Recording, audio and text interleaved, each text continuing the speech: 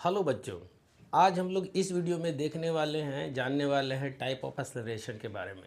पिछली वीडियो में हमने देखा था एक्सेलरेशन क्या होता है, एक्सेलरेशन कहते किसको हैं और कैसे change in velocity per unit time की बात की गई, जो कि एक्सेलरेशन एक नया टर्म को दिया गया।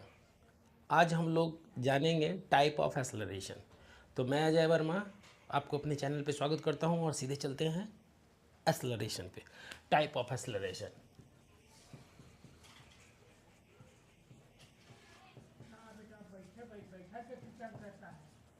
टाइप ऑफ एक्सेलरेशन, इसमें क्या कहा गया इसको समझते हैं।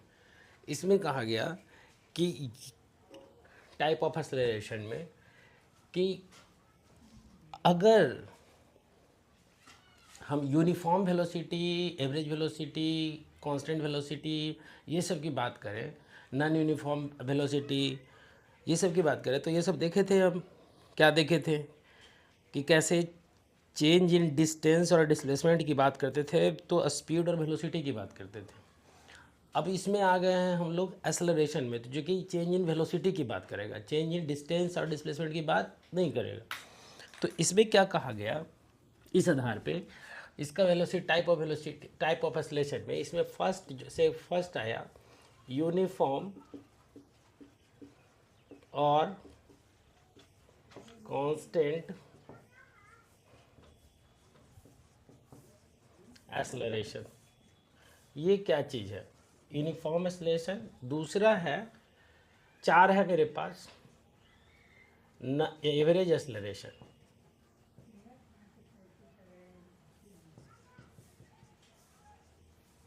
एवरेज एक्सेलरेशन, ठीक है।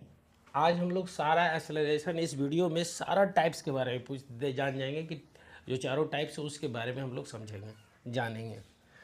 तो यूनिफॉर्म एक्सेलरेशन या कांस्टेंट एक्सेलरेशन क्या कहा गया?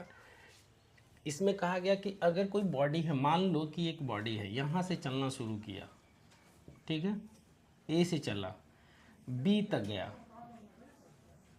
मान लो ये है, बी पर गया, तो ये से चला बी पे गया, ठीक है। अब यहाँ पे इसकी वेलोसिटी से मान लो 30 मीटर पर सेकेंड, यहाँ पे है 40 मीटर पर सेकेंड, और कुछ देर के बाद सी पे पहुँचा है ये गाड़ी सी पे पहुँचा, तो ये हो गया कितना,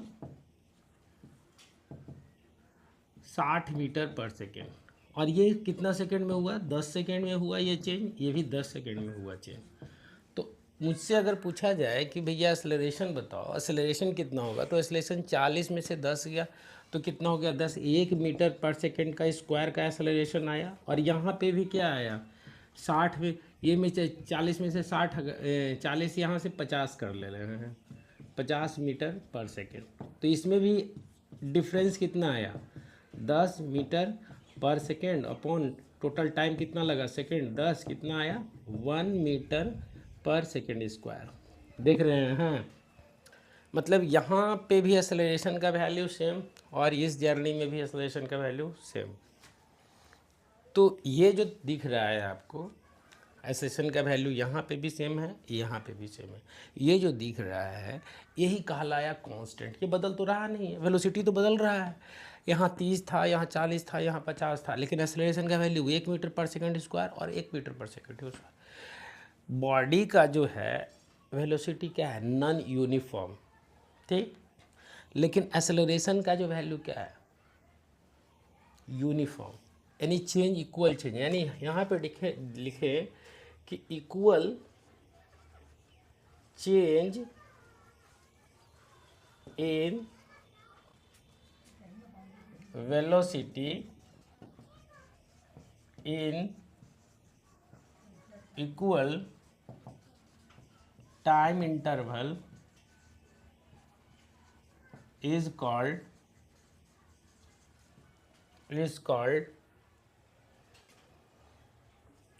यूनिफॉर्म और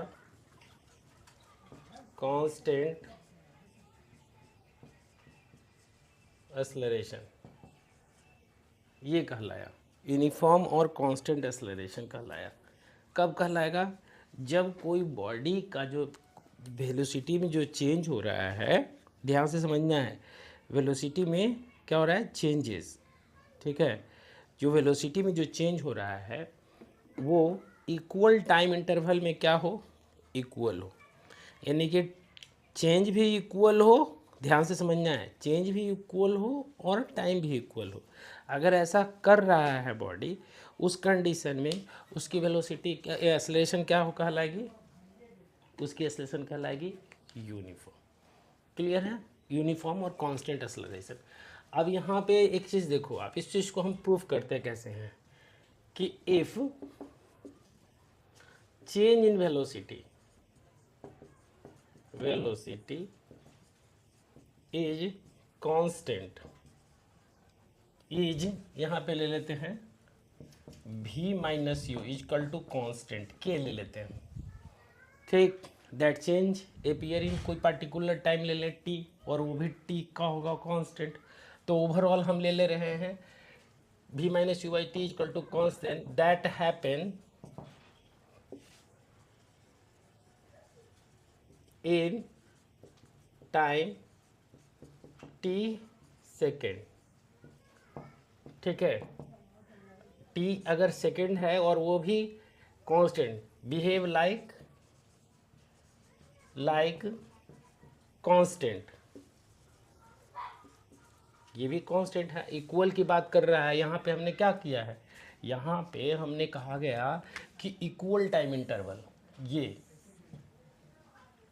तो इक्वल टाइम इंटरवल का मतलब तो यही हुआ ना कि बॉडी का जो वेलोसिटी है वो चेंज जो होगा वो कांस्टेंट रहेगा और टाइम भी मेरा कांस्टेंट रहेगा। 10 सेकंड ले रहे हो तो 10 सेकंड पे ही हमको हर समय चेंज कर निकालना है। अब ये भी कांस्टेंट है, तो यहाँ पे हम लिखें from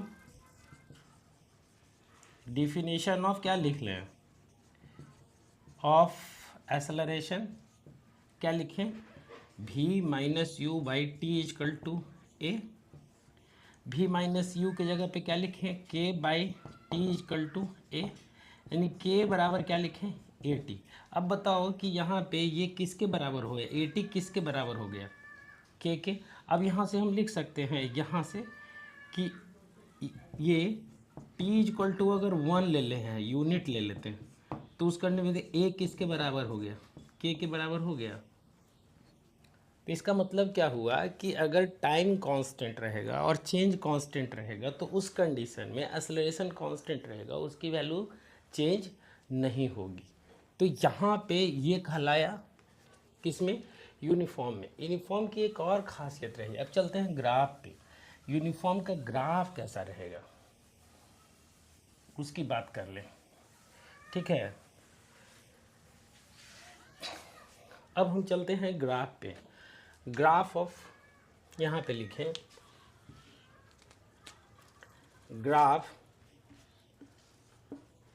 graph of constant acceleration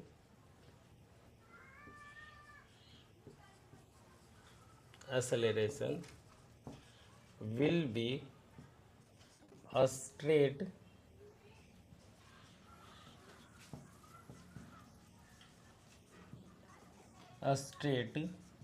line between velocity time, ठीक है। अब वेलोसिटी टाइम के बीच में ग्राफ खींचते हैं। ये है मेरे पास वेलोसिटी और ये ले लेते हैं टाइम, ठीक है। अब इसके बीच में अगर ग्राफ खींचा गया तो ग्राफ मेरा इस ढंग से आएगा।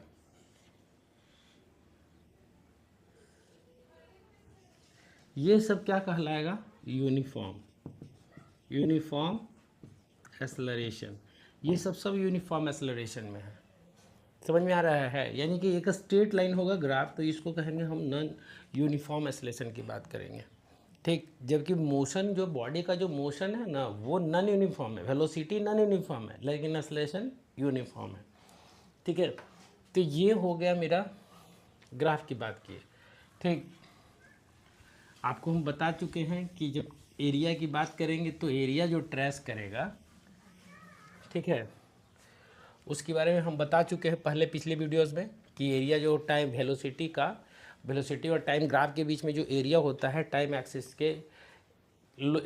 एक्सिस को लेकर के, वो जो एरिया इंक्लूड करेगा वो क्लोज्ड एरिया कहलाएगा डिस्टेंस या displacement.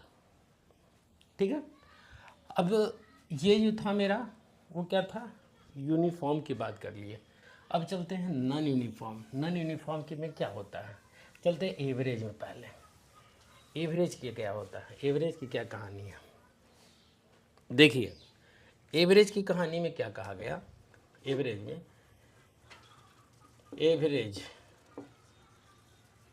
Average acceleration,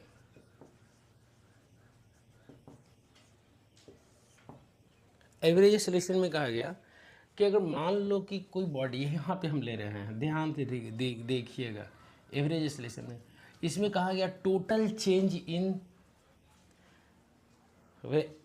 change in velocity. अब देखो यहाँ पे क्या हो रहा है, टोटल चेंज की बात कर रहे हैं, एक एग्जांपल से हम समझा रहे हैं।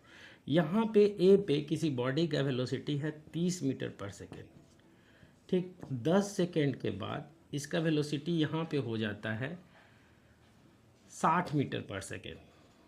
ठीक है, 10 से 20 मीटर या फिर हम 40 कर लेते हैं, 40 मीटर पर सेकेंड, बड़ा बड़ा डी नहीं लेते हैं। ठीक है, फिर अगल के 10 सेकेंड में इसका जो वेलोसिटी हो जाता है यहाँ पे जैसे ही वेलोसिटी ए से बी पे आया, बी से सी पे आया, सी पे इसका वेलोसिटी होता है 60 मीटर पर सेकेंड। ठीक है, सी से डी पे गया, डी पे गया तो यहाँ पे वेलोसिटी हो जाता है 100 मीटर पर सेकेंड। ठीक है, 100 मीटर, ओ गॉड, 100 मीटर पर सेकेंड। ठीक है, अभी यहाँ पे ये भी टाइम कितना है, 10 सेकेंड, और ये भी टाइम कितना है, 10 सेकेंड। क्या हम दिखाने वाले हैं, क्या बताने वाले हैं वो समझिए। अगर हमसे पूछा जाए कि चेंज इन वेलोसिटी अपॉन, मतलब अगर निकालना हो तो यहाँ से अगर लें तो टोटल चेंज की बात कर रहे हैं, टोटल चेंज कितना हुआ है, तो 30 में से कितना गया, 100, तो कितना आता है 70। अगर हम ले तो 70, यानी कि फाइनल वेलोसिटी कितना था, चेंज कितना आया 100, और इनिशियल कितना था 30। यहाँ पे आया जाता है कितना, टोटल टाइम कितना लगा, 10 सेकेंड 10 सेकेंड 10 सेकेंड, तो कितना लेंगे 30 सेकेंड, यानी कि हमारे पास कितना आया 70/30। ठीक है, कितना आ गया 7/3 मीटर पर सेकेंड, ये आ गया। ठीक है, अब चल लेते हैं एक नया चीज़ पे। अब इसके बीच का अगर एक्सेलरेशन देखें तो इसके बीच का एक्सेलरेशन कितना है मेरे पास, ये कितना है मेरे पास, ये है 1 मीटर पर सेकेंड स्क्वायर, क्योंकि इसमें से इसको घटाओगे 40 में से 30 को घटाओगे 10 से डिवाइड करोगे तो 40 में से 10 गया तो 30, 1 मीटर। यहाँ से यहाँ के बीच का वेलोसिटी कितना है, 2 मीटर पर सेकेंड स्क्वायर एक्सेलरेशन है, और यहाँ से यहाँ तक कितना है 140, 4 मीटर पर सेकेंड स्क्वायर है। तो कितना एक्सेलरेशन हमको, 3 एक्सेलरेशन मिला, 1 मीटर पर सेकेंड स्क्वायर, 2 मीटर पर सेकेंड स्क्वायर और 3 मीटर पर सेकेंड स्क्वायर। अब ये तीनों एक्सेलरेशन को एक साथ जोड़ो तो कितना आ जाएगा, यहाँ पे ले लें 1 + 2 + 4 अपॉन कितना ले लें, कितना 3 है तो कितना आ गया 7/3 मीटर पर सेकेंड स्क्वायर आया। अब देखिए तो कि यहाँ से यहाँ तक में हम देख लिए, यहाँ से यहाँ तक एक चीज़, नया चीज़ मिला हमको कि इसके बीच का एक्सेलरेशन कुछ और था, इसके बीच का एक्सेलरेशन कुछ और था, इसके बीच का एक्सेलरेशन कुछ और था, यहाँ पे एक्सेलरेशन का वैल्यू कुछ और आया। अब देखो तो हम जब अर्थमेटिक मीन निकाल ले इसका तो 7/3 आया, और इसको डायरेक्ट यहाँ से यहाँ तक के लिए हम देख लिए तो भी 7/3 आया। यानी एवरेज एक्सेलरेशन को अगर हम कहें तो क्या लिख सकते हैं, total change in acceleration, total change in velocity, in total time interval is called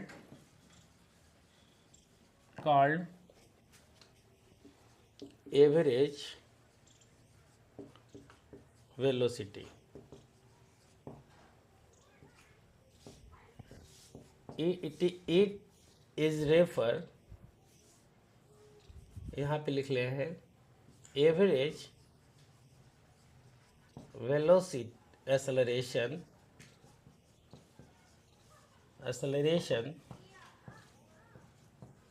refer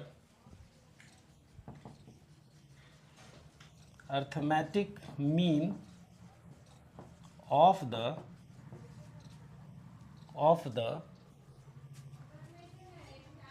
acceleration.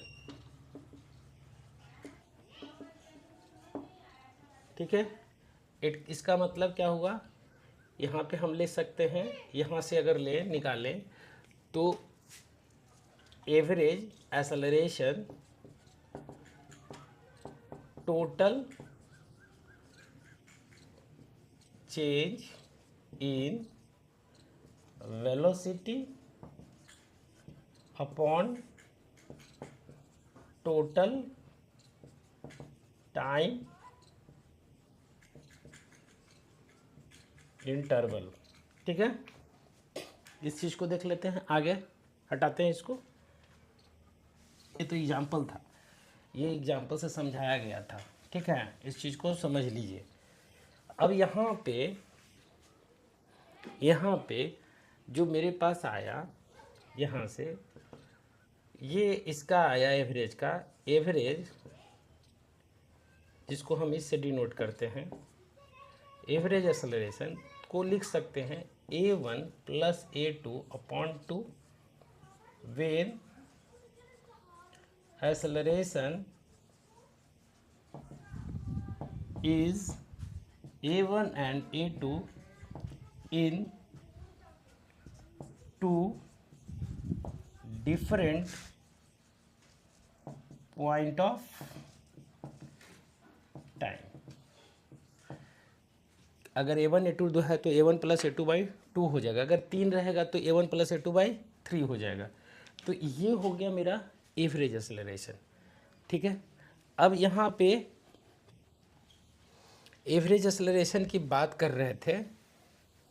ठीक है, क्लियर है.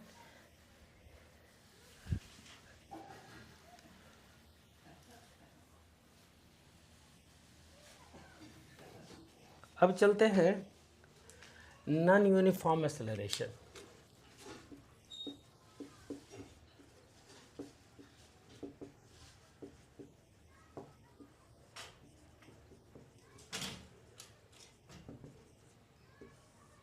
ठीक है, नॉन यूनिफॉर्म एक्सेलरेशन अभी हम बताए थे कि नॉन यूनिफॉर्म एक्सेलरेशन का मतलब क्या हो गया. एवरेज एक्सेलरेशन को देख लिए, एवरेज एक्सेलरेशन कब निकलेगा, अलग अलग एक्सेलरेशन है तो total displacement, total acceleration change कितना हो रहा है, टोटल टाइम इंटरवल की बात किया गया. ठीक, अब हम चलते हैं नॉन यूनिफॉर्म में एक्सेलरेशन में. इसका मतलब हुआ कि unequal change in velocity of, समझ में आ रहा है, unequal change in velocity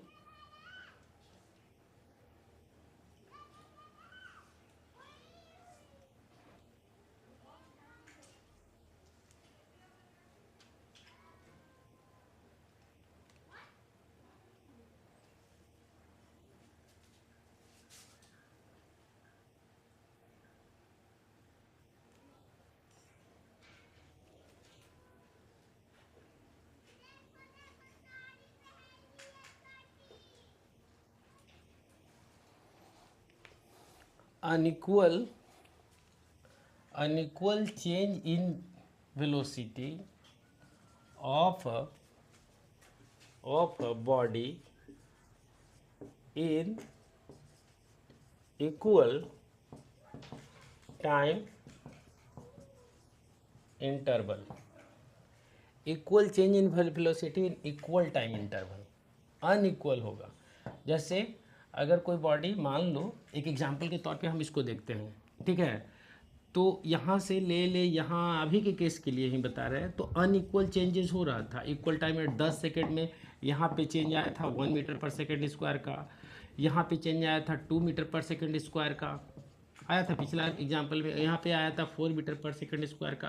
10 second ही हर जगह लिए थे, यहाँ पे शायद 30 लिए थे, यहाँ 40 लिए थे, यहाँ 50 लिए, यहाँ 60 लिए थे, और यहाँ पे 100 लिए थे, 100 ले लिए थे, 100 मीटर पर सेकेंड। यहाँ पे था 60 मीटर पर सेकेंड, और यहाँ था 40 मीटर पर सेकेंड, और यहाँ पे था 30 मीटर पर सेकेंड। मतलब what we have a body whose velocity, change in velocity is unequal in equal time interval. In that case the body is non-uniform acceleration.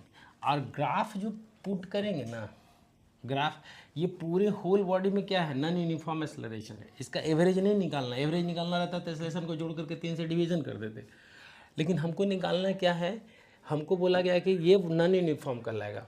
अब नॉन यूनिफॉर्म के कंडीशन में क्या हो जाएगा, जो ग्राफ जो खींचा जाएगा ना, वो ग्राफ कर्व लाइन होगा। यानी कि ये वेलोसिटी अगर ले लो और ये आप टाइम ले लो, x axis y axis, zero origin, तो ग्राफ मेरा इस तरह से होगा। ये कहलाया नॉन यूनिफॉर्म एक्सेलरेशन। समझ में आ रहा है, ये नॉन यूनिफॉर्म एक्सेलरेशन कहलाएगा। क्लियर है?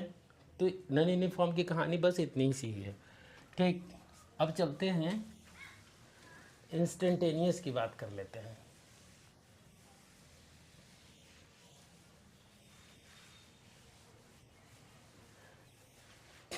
क्या है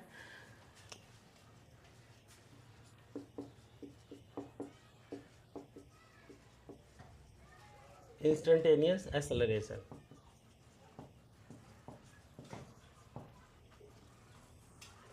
इंस्टेंटेनियस एक्सेलरेशन में क्या कहा गया कि मान लो कि कोई बॉडी का एक्सेलरेशन चेंज हो रहा है, मान लो सपोज करो, तो 1 मीटर पर सेकेंड स्क्वायर से उसका एक्सेलरेशन चला गया 10 मीटर पर सेकेंड स्क्वायर।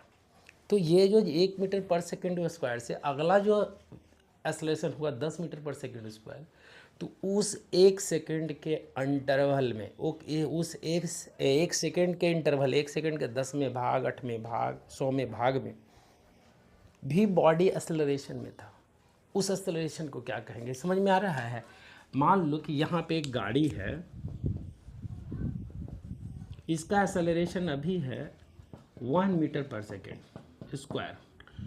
अब ये कहा गया कि 1 सेकेंड के बाद इसका एक्सेलरेशन हो जाए, या 10 सेकेंड बाद, मान लो कि 10 सेकेंड बाद इसका एक्सेलरेशन होता है 2 मीटर पर सेकेंड स्क्वायर। सो एग्जाम्पल के लिए एक्सेलरेशन है, ध्यान दीजिएगा, एक्सेलरेशन है आफ्टर 10 सेकेंड।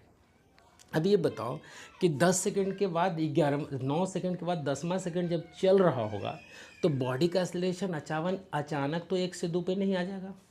पहले 1 पे आएगा, 1.1 पे आएगा, फिर 1.2 पे आया, ठीक, फिर 1.3 पे आएगा।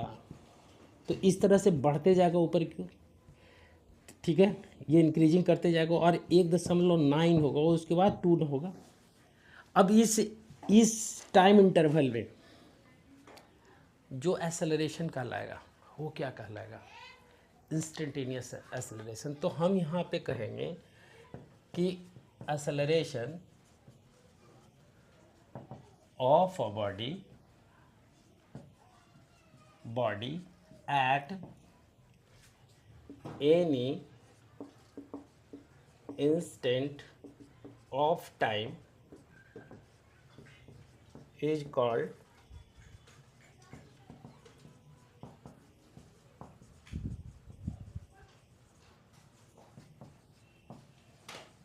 Acceleration, instantaneous acceleration. क्लियर है? किसी भी फ्रैक्शन ऑफ टाइम में अगर एक्सेलरेशन बॉडी में अटेंड कर रहा है तो उसको कहा गया इंस्टेंटेनियस एक्सेलरेशन।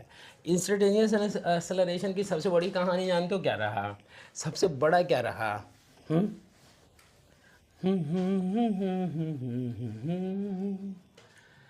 कहाँ शुरू कहाँ ख़त्म, ये बॉडी नॉन यूनिफॉर्म वेलोसिटी में रहा। मान लो कि यहाँ पे वेलोसिटी टाइम t1 पे वेलोसिटी था v1 और टाइम t2 पे वेलोसिटी था v2, यहाँ पे है v2, ठीक। तो उस कंडीशन में यहाँ पे अगर एक छोटा सा ले ले ट्रायंगल ए बी सी, तो ये थीटा ले ले। टैन थीटा हमेशा क्या बताता है? एक्सेलरेशन का वैल्यू को। तो उस कंडीशन में इस टैन थीटा मिले तो हमको ही कहा गया कि such type of acceleration appear when body is under non-uniform acceleration। ठीक है, बॉडी ये तभी होगा जब बॉडी नॉन यूनिफॉर्म एक्सेलरेशन में होगा। अब नॉन यूनिफॉर्म एक्सेलरेशन की बात कर ले रहे हैं, यहाँ से इस तरह से जा रहा है, क्लियर है? क्लियर। अब यहाँ पे देख लो, ध्यान से समझिएगा, समझने का प्रयास कीजिएगा। ये जो आपके पास आया इस कंडीशन के लिए ले, according to graph given graph, tan theta बराबर क्या हो जाएगा? B C upon A B. B C किसको देगा? v2 माइनस v1 को, ठीक है। और टाइम हो गया t2 माइनस t1। ये डेल्टा v को दिया और ये डेल्टा t को दिया। अब टाइम को अगर छोटा करते जाओ, ये डेल्टा t कह रहे हैं कि when delta t tends to zero, t को जीरो करो, तो जीरो करोगे तो इसका मतलब क्या हो गया कि यहाँ पे और छोटा कर दिए तो ये टाइम छोटा हो गया। फिर हम यहाँ पे टाइम को लेके चले आए तो और छोटा हो गया। फिर टाइम को यहाँ लेके चले तो और छोटा हो गया। देखो तो ये वाला छोटा हो रहा है कि नहीं, गैप, ये वाला गैप, और इस गैप को छोटा होने के कारण ये वाला लेंथ भी क्या हो रहा है? छोटा हो रहा है। पहले यहाँ पे था तो ये वाली लेंथ इतनी बड़ी थी, था ये वाला चेंज, जो कि चेंज को देता है, v2 माइनस v1 को बता रहा है। अब चेंज भी मेरा छोटा हो गया, तो उस स्थिति में ये कहा गया, तो लिमिट लगा दे, limit delta t tends to zero, delta v upon delta t।